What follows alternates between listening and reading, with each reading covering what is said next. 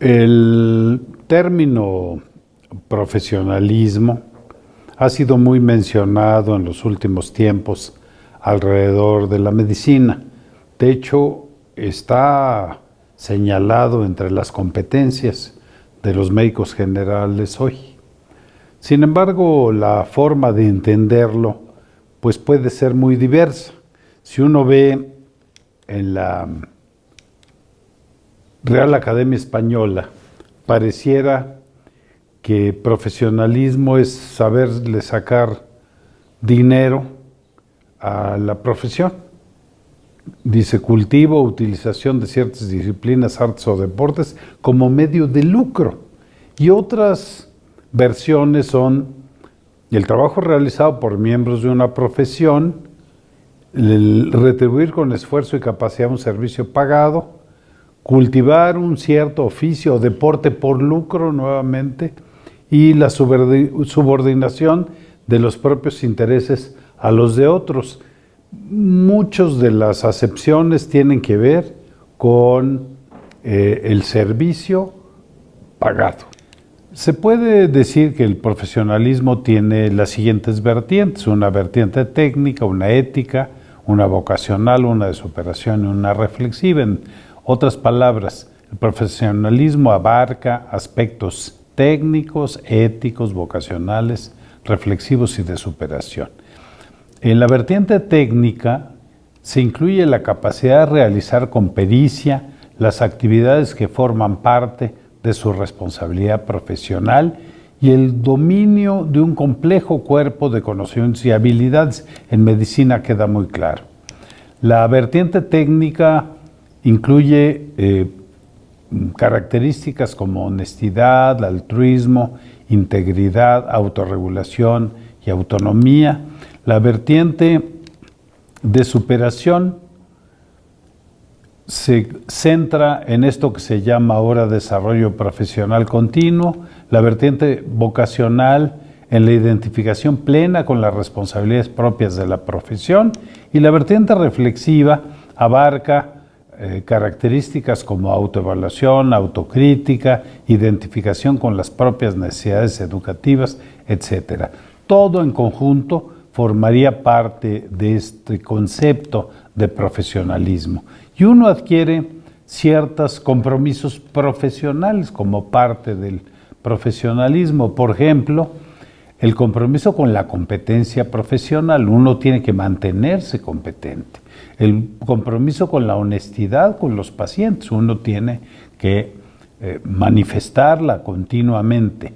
Con la confidencialidad, uno tiene que manejar la información con suficiente confidencialidad. Con las buenas relaciones interpersonales, con la necesidad de ir mejorando la calidad de la atención, con propiciar el mejor acceso a los servicios de salud, con una distribución justa de los recursos, un compromiso con el conocimiento científico. Uno como profesional de la medicina no puede dejarse guiar por experiencias de otro tipo, con mantener la confianza manejando los conflictos de interés y un compromiso con la profesión, porque finalmente uno la está representando y no puede atentar contra el buen nombre de la profesión. Si uno desde el principio que decide dedicarse a la medicina se hace preguntas como estas: ¿tienes como prioridad el contribuir al bienestar de otros? ¿Te ves a ti mismo asumiendo la responsabilidad de decisiones que afectan la vida de otra persona? ¿Te sientes capaz de trabajar en horarios irregulares o cambiantes y posiblemente sacrificando tus tardes y tus fines de semana por tu trabajo? Muchos colegas que no se hicieron esta pregunta, cuando llega el momento en que hay que sacrificar las tardes, los fines de semana o los horarios, empiezan a despotricar contra la profesión. ¿Eres capaz de tolerar la incertidumbre? Nosotros manejamos la incertidumbre. Los representantes de las ciencias duras luego nos critican porque nuestras decisiones son en condiciones de incertidumbre, no son en condiciones de certeza como a veces quisieran los científicos duros. Puedes encontrar alegría en los aspectos ordinarios de la vida de las personas. Ese es el mejor pago que tenemos como profesionales de la salud, el que veamos a nuestro paciente mejorar, recuperarse, etc. Puedes trabajar en un ambiente frecuentemente atareado y estresante. Eres capaz de mantenerte humilde en una posición que frecuentemente se caracteriza por prestigio y reconocimiento. Aquí hay que reconocer que no todos mis colegas han logrado superar esta tentación de endiosarse alrededor de su gran labor que tienen para con los pacientes. ¿Estás motivado para aprender independientemente y mantenerte al día de los avances médicos? Como todas las actividades humanas, la medicina en particular sufre un cambio continuo, de tal manera que lo que uno aprendió en algún momento puede ya no ser cierto y uno tiene que estar preparado actitudinalmente y metodológicamente para mantenerse al día. Entonces, si estas preguntas que un poco cuestionan los valores de la profesión médica se las hiciera uno antes de entrar a la profesión, probablemente podría decidir si continúa o no. Si uno se pregunta quién podría o cómo podríamos definir al mejor médico, alguien podría decir que el mejor médico es el que más sabe, el más erudito. Alguien pensaría que es el más caritativo, otros el más humanitario, otros el más hábil. Los cirujanos piensan que la habilidad quirúrgica es una cualidad fundamental.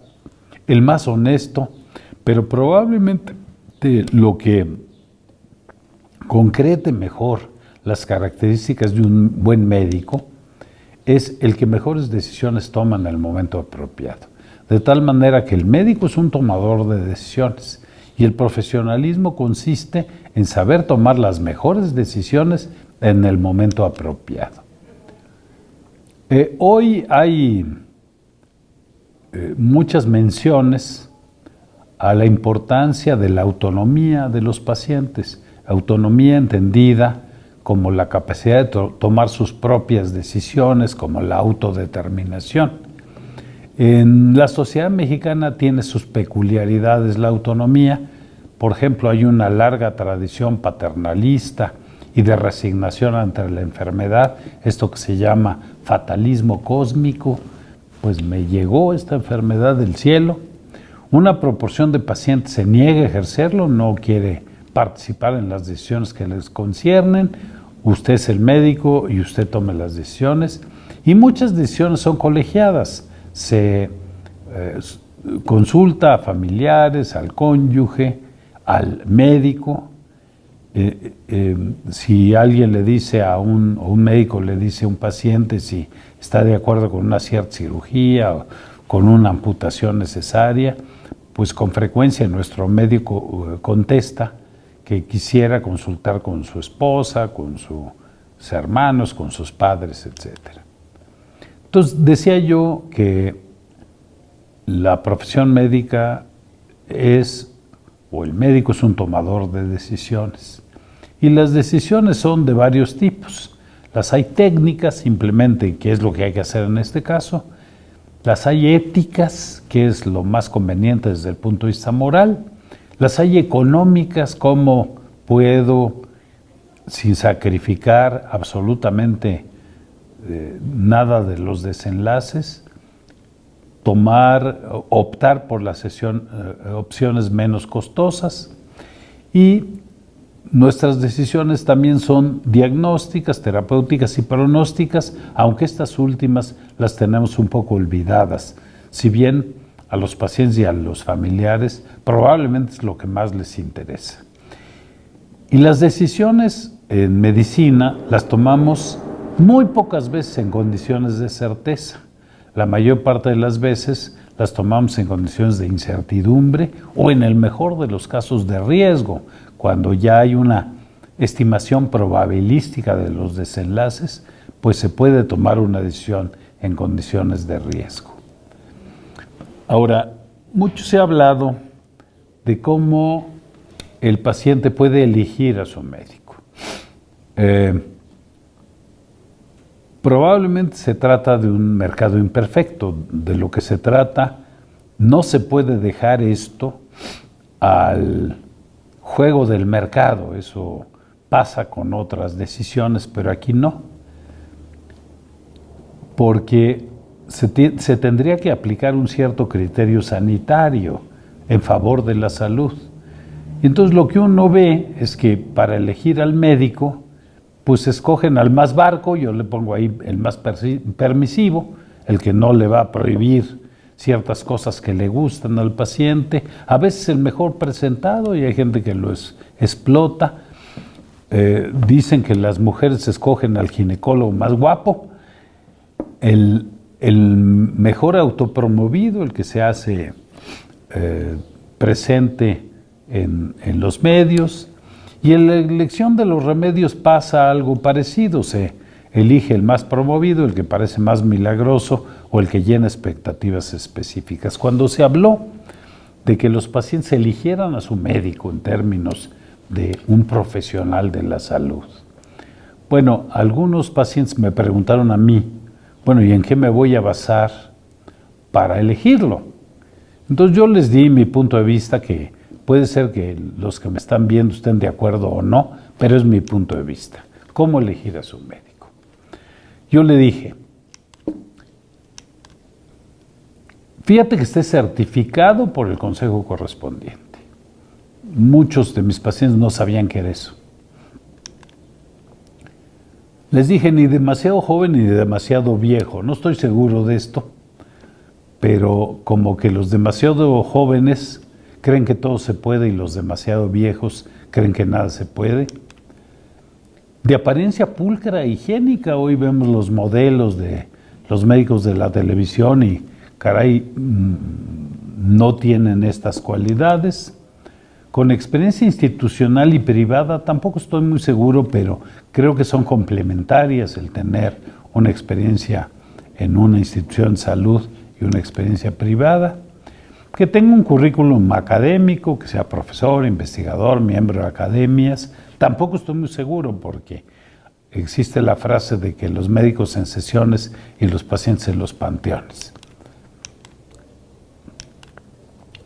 Que esté accesible por radiolocalizador, por teléfono, por cercanía al consultorio, por internet, porque también es una tendencia que se ve en algunos medios, en que ya los médicos no contestan las llamadas de los pacientes, sino las contesta un ayudante o una enfermera.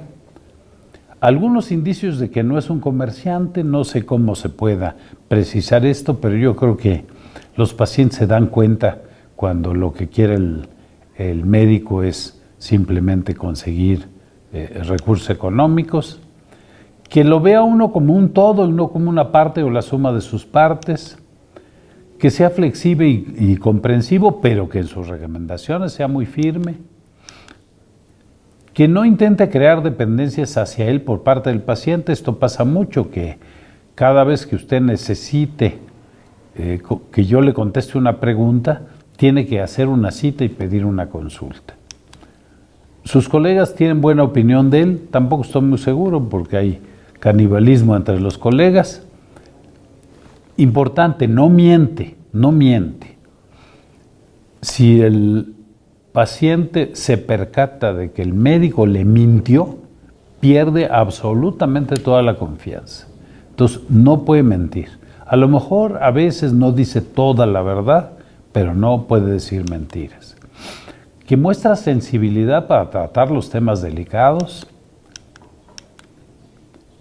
Que no solicita un exceso de estudios complementarios y en todo caso explica por qué. Hay colegas que no quieren explicar por qué. Aquí el que toma las decisiones soy yo y a usted no le importa. No prescribe más medicamentos que los indispensables y explica para qué sirven. También hay colegas que no quieren explicarle a los pacientes para qué sirven, porque algunos pacientes le ponen en la cajita para la diarrea, para la fiebre, etcétera, y lo vuelven a usar alguna vez que tienen ese síntoma.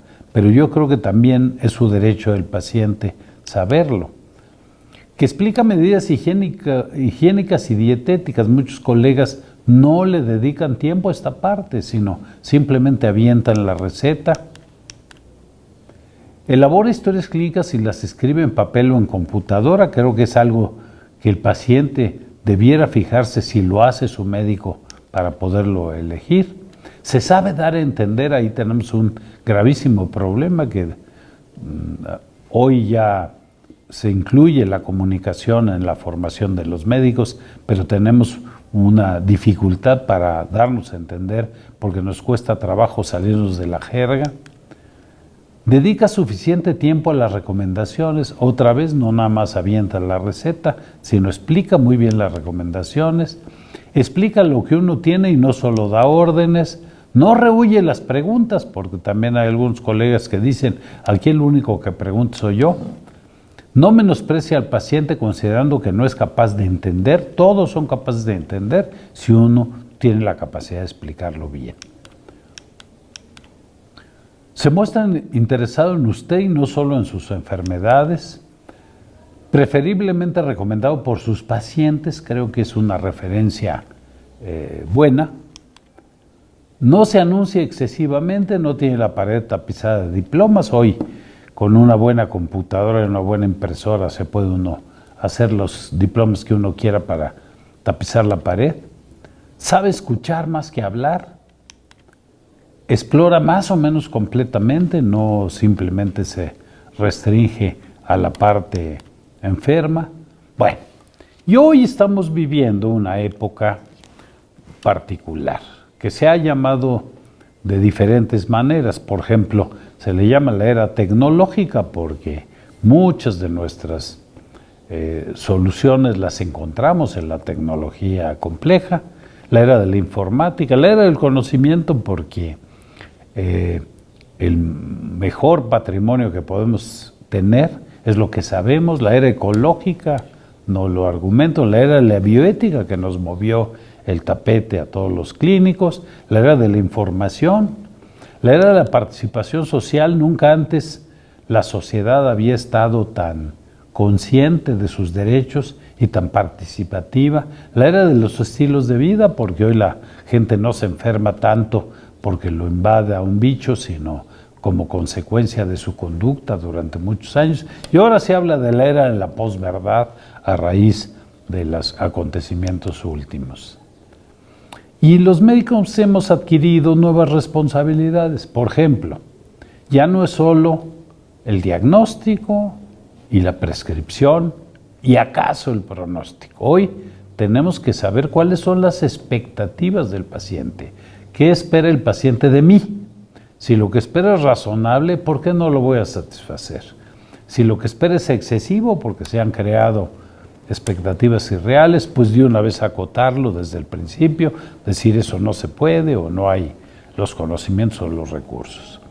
También tenemos la responsabilidad no solo de satisfacer las demandas, lo que el paciente nos pide, sino también sus necesidades. Y diagnosticar las necesidades no es un asunto fácil. Luego, tenemos que incidir no solo en la salud individual, sino en la salud de la familia y en la salud pública. Si yo veo un diabético, tengo que pensar en el hijo de ese diabético y tal vez recomendar medidas de una vez antes de que se exprese la genética. Tengo que saber qué tan competente es mi paciente, es decir, competente en el sentido de que pueda ejercer su autonomía, que tenga la capacidad para tomar sus propias decisiones, y qué tan competente para contender con la enfermedad. Hoy, en la época de las enfermedades crónicas, esta capacidad de convivir, contender, luchar con la enfermedad es fundamental. Si un diabético no puede contender con su enfermedad, tiene una desventaja con respecto a los otros. Luego, seleccionar el modelo de relación médico-paciente más conveniente al caso. A veces conviene ser paternalista, otras veces conviene ser autoritario, en fin. Entender el más amplio contexto de la práctica profesional. Es decir, la práctica profesional no es solo lo que se da en la interacción médico-paciente, sino en todo el contexto. Identificar en lo posible deseos, temores, aprensiones, creencias y valores de los pacientes y en la medida de lo posible respetarlos.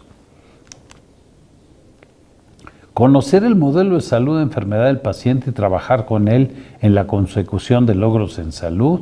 Utilizar las nuevas tecnologías en favor del paciente, por ejemplo, la asesoría telefónica o electrónica, la telemedicina y la robótica, muchos de ellos estuvieron satanizados mucho tiempo, y desde luego perfeccionar las habilidades de comunicación. Bueno, el centro de todo, como ya queda claro, es el servicio que le damos al paciente y todos nos debemos a él. En los últimos tiempos, las características del clínico, del médico clínico, han variado un tanto, de tal modo que si se contrasta el clínico clásico con el del siglo XXI, se encuentran algunas diferencias. Los dos han de ser carismáticos, deben suscitar confianza, discretos, responsables, solidarios y fieles. Pero mientras el clínico clásico es paternalista, toma decisiones por el paciente y en favor del paciente, pero sin el paciente, el del siglo XXI es respetuoso o tiende a ser respetuoso de la autonomía, toma en cuenta las decisiones del propio paciente. El clásico es intuitivo, el del siglo XXI es racional, el primero se basaba o se basa en su experiencia, de tal modo que se necesitan varios años para adquirir pericia. El del siglo XXI pues se basa más en evidencias, en resultados de la investigación, de la ciencia. El primero soslayaba los costos. Yo todavía aprendí que los costos no eran importantes y hoy no se puede ejercer la profesión sin una conciencia clara de los costos. El primero se sustentaba en su figura y su prestancia, hoy más bien se sustenta en su competencia técnica. Aquel se fundamentaba en sus sentidos entrenados, solo él era capaz con un estetoscopio de identificar fenómenos acústicos verdaderamente sutiles. Hoy se fundamenta en indicios más objetivos. Aquel aislaba al paciente de la sociedad, el de ahora lo vincula con la sociedad. Aquel creía todo lo que le decían, ingenuo, confiado. El de ahora es escéptico, todo lo cuestiona, todo lo duda. Aquel trabajaba independientemente, hoy trabaja en equipo y en organizaciones.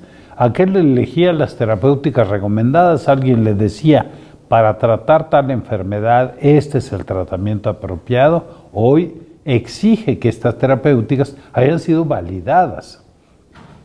Aquel hacía una abstracción del contexto, el de ahora se adapta al contexto. Aquel buscaba la asociación aparente entre signos y enfermedades y ahora se exige que esta asociación entre signos y enfermedades no sea aparente, sino que tenga una validación estadística. Entonces, hay un cambio en la figura del profesional de la salud. El diagnóstico sin examinar al paciente es una tendencia que habría que detener. No es nueva porque ustedes ven en los ángulos superior izquierdo e inferior derecho cómo sin ver al paciente, nada más viendo la orina, esto es lo que se llamó la uroscopía, nada más viendo la orina ya se hacían los diagnósticos sin revisar al paciente. Y también existía la coproscopía, en que se extendían los excrementos sobre la mesa y de las características organolépticas de los excrementos se hacían los diagnósticos sin ver al paciente. Hoy, pues los estudios de imagen y otros, a veces nos da la tentación de ni siquiera ver al paciente. Y nuestros modelos y ejemplos, que creo que no son los más afortunados. Y aquí contrasto a los dos paradigmas, uno William Osler, que está en las dos primeras fotografías, y el otro ya lo conocen ustedes. Estas dos láminas también muestran diferentes épocas. Una, el médico preocupado por su paciente, un poco en solitario, reflexionando, meditando, y en el otro, la parafernalia de la medicina moderna. La diferencia no es solo tecnológica, porque si ustedes se fijan, el médico de la tecnología está haciendo mutis, se está saliendo del recinto y deja al paciente en manos de los artefactos. Ya regresará él a ver los registros simplemente. El médico ha sido objeto de una serie de críticas. Esta alegoría de la profesión médica lo muestra primero arriba el médico como un dios, abajo el médico como un ángel y a la izquierda el médico como un diablo. Y ciertamente tiene características de todos ellos, pero lo que completa es el médico como un hombre. Y como tal, a pesar de sus cualidades profesionales, pues es un ser humano y como ser humano tiene limitaciones. También hemos ido transcurriendo por etapas que incluyen a la propia educación. Por ejemplo, mucho tiempo fue dogmática y la medicina lo ha sido muchos años. El dogma dice esto es así porque siempre lo ha sido, o porque lo dijeron los clásicos, o porque hay una autoridad que lo dice. Después viene una etapa en que uno aprende fisiopatología y farmacología y hace inferencias inductivas. Yo sé fisiopatología y a partir de este conocimiento yo puedo identificar qué es lo que le está ocurriendo al paciente. Y yo sé farmacología y a partir de este conocimiento puedo deducir o inducir lo que le debo administrar. Después, una etapa de experiencia en que lo importante es lo que yo he vivido. Esto es así porque lo he visto en muchos otros casos y más recientemente esto es así porque se ha probado empíricamente. Ahora hay esta tendencia a tomar las decisiones con base en evidencias. También estamos enfrentando muchísima información derivada de pseudociencia.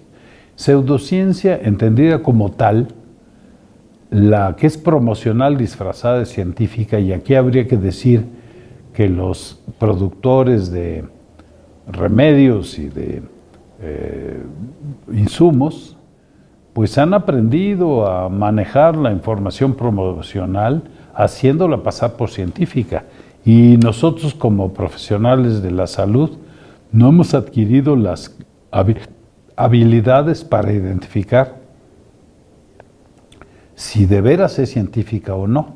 Y también es pseudociencia la bien intencionada con defectos metodológicos, por ejemplo, la que hacen los alumnos sin una suficiente asesoría de sus profesores, o los novatos sin una suficiente supervisión, y surgen de aquí conclusiones que después se llevan a la práctica, pero que no tenían sustento científico real. Entonces, hoy parte de nuestra capacidad profesional es la capacidad de identificar la pseudociencia.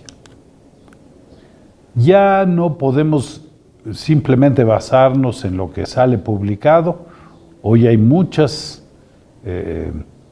más que un acceso a la información limitado, tenemos un exceso de información, y saberla distinguir es una habilidad adicional que debe tener el profesional de la medicina.